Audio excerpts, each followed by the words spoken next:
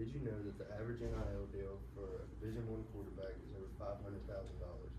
That's more than teachers, nurses, and even some doctors. It sounds great if you're an athlete, but it raises the important question: is college sports more about the money? As a high school athlete myself, I've seen how much time, energy, and effort goes in this sport. That's why I feel so strongly about this issue and want to share why paying college athletes can cause more problems than it solves. Today I will talk about 3 main points: how college is meant to be educational, how paying college athletes creates inequality and tension, and how giving young players huge amounts of money can lead to problems for both the athletes and the schools. According to Grand Canyon University, should colleges pay student athletes? College is ultimately for education. It was designed to give students a higher education and grow them academically, socially, and personally. Sports is supposed to be a part of that learning process, not the main reason for it. There are many students that go to college only to play sports. When you make 6-figure paychecks, it just makes it harder to convince them that education really matters. I do think that athletes deserve support as far as scholarships, but paying athletes millions of dollars on top of that can put extreme financial pressure on the schools and take away from what college is really meant for. With schools having to pay more money, they start pulling from academic budgets, student programs, or even other sports teams, and can make it harder for those who are in college just to get a further education. Even within colleges, sports are not treated the same because they do not bring in the same revenue. For example, basketball and football make way more money than track and swimming teams.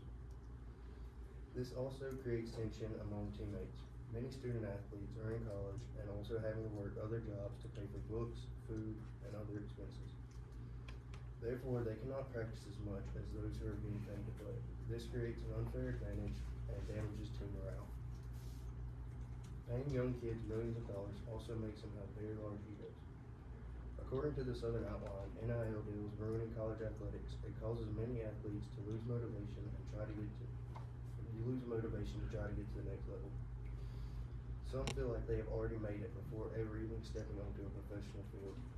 Instead of focusing on teamwork, improvement, and discipline, they start focusing on brand deals and personal gain. I will now touch on some solutions to this issue. The first is we can put restrictions on how much athletes can be paid. If NIL is going to be allowed, they should put limits that prevent extreme inequality and protect smaller schools from being destroyed financially. Another is that colleges should focus more on what they were created for, providing an education. Instead of spending time trying to find sponsors and donors to pay athletes, schools should put more funding into academic scholarships and academic programs. Athletes should be also held to a higher academic standard to prevent the role of employee on student athletes. Finally, colleges should not pay athletes more than the value of their scholarship. A full scholarship already includes tuition, housing, meals, books, tutoring, and thousands of dollars in support. Solving this would drastically improve both athletics and academics. Colleges would have more money to invest on what benefits everyone: better classrooms, modern technology, well-paid professors, upgraded housing, and more academic advisors. Athletes will become better competitors also. When athletes are not guaranteed a huge sum of money, they have to earn their spot and work harder.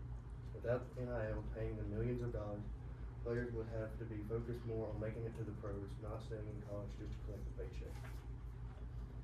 Limiting this would also help build better team environments. Without inflated egos, players would get along better, support each other, and focus more on teamwork rather than personal gain. Team morale would rise, and college sports would once again represent unity, discipline, and passion. In the end, paying college athletes takes away from what college sports are supposed to represent. The purpose of these programs is to help young people learn discipline and teamwork while earning an education, not to create a professional sports league. Keeping college sports amateur helps protect the integrity of both athletics and academics. Now that you have seen this issue, I would hope you take a different stance on this topic.